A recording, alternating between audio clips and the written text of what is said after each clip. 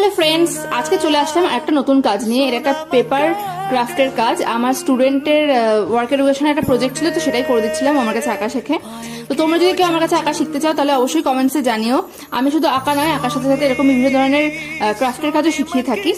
আর আমি এই ধরনের ওয়ার্ক এডুকেশনের কাজ বা স্কুল প্রজেক্টের কাজ অর্ডার নিয়ে থাকি, হ্যান্ডক্রাফটের বিভিন্ন জিনিসের। তো তোমরা যদি কেউ অর্ডার দিতে চাও তাহলে অবশ্যই আমার সাথে কন্ট্যাক্ট করতে পারো। আর এই ছোট্ট একটা শর্টস ভিডিওতে 1 মিনিটের সমস্তটা দেখানো পসিবল হয় না। তো তোমরা যদি এইটারই কেউ বড় ভিডিও দেখতে চাও তাহলে অবশ্যই কমেন্টসে জানিও, তাহলে আমি পুরো ভিডিওটা আপলোড করব।